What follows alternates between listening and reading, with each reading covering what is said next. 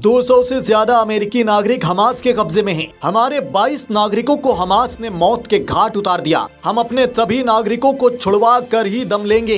Israel और फिलिस्तीन के बीच जारी जंग को लेकर अमेरिकी राष्ट्रपति बाइडेन का ये सख्त रुख काफी अहम माना जा रहा है। सीधे तौर पर अमेरिका अब इजराइल के साथ खड़ा है और फिलिस्तीन की हर गतिविधि को आतंकवाद की श्रेणी में रख रहा है। इजराइल के पास बीते रोज हथियार की लगातार कमी होने की खबरें आई थी, लेकिन इस बीच अब अमेरिका का यह ऐलान है कि युद्ध के आखिरी क्षण तक इजराइल को हथियार की कमी होने नहीं देंगे। बीते रोज बाइडेन बोले हैं कि हमास ने हजारों महिलाओं को बंधक बना रखा है। कई महिलाओं के साथ बार बार रेप करने के बाद हमास के आतंकियों ने उनकी परेड करवाई, उनके छोटे छोटे बच्चों का सिर कलम कर दिया। ये सीधे तौर पर आतंकवाद है। बेहद दुख की बात है कि यहूदियों पर इस तरह के अत्याचार होते रहे हैं। इस युद्ध में अब तक 1500 से ज्यादा लोगों का कत्लेआम हो चुका है। इस दौरान बुधवार को बाइडेन ने इजरायली पीएम नेतन्याहू से फोन पर बातचीत भी की और हमास के खिलाफ जंग में हर संभव मदद का आश्वासन दिया।